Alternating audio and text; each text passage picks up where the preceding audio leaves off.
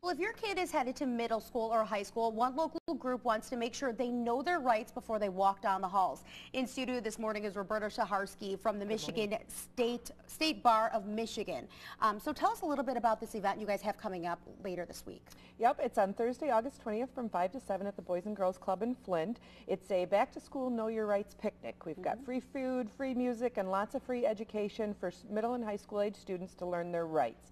What are their rights under the law with respect to searches of lockers, freedom of speech, how to handle an encounter with police officers if one comes about, how to examine critically the school discipline policy and determine whether or not students are afforded all their rights under the law. I think students have a lot of questions, and we hope to answer some of those questions at our picnic. And what made you guys even think about putting this together?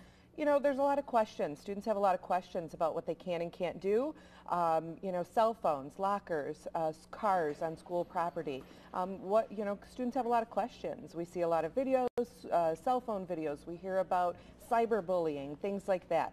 You know, how does that comport with the law, freedom of speech? So these are questions students have. Now, earlier in our earlier interviews, we talked about social media. We touched base on lockers. But what happens if a police officer does come up to you? How would you tell them to act? Well, we're going to hand out to students that participate this bust card here, and you can keep this in your wallet, and it gives students some language on how to handle encounters with police. At all times, be respectful, of course. Talk about your rights. What rights do you have to, ask for a representation, how to protect your rights, and what your responsibilities are in those encounters. So, the main thing is to be calm, be respectful, and, assert your rights if necessary. All right, and take a look at your screen right there. The event, Know Your Rights event, is this Thursday, August 20th at Boys and Girls Club in Flint from 5 to 7. I'm sure parents just have so much questions to ask you as, their kids are getting older and they're not going to be with them all the time. Sure, and we have a lot of information that we're going to be handing out.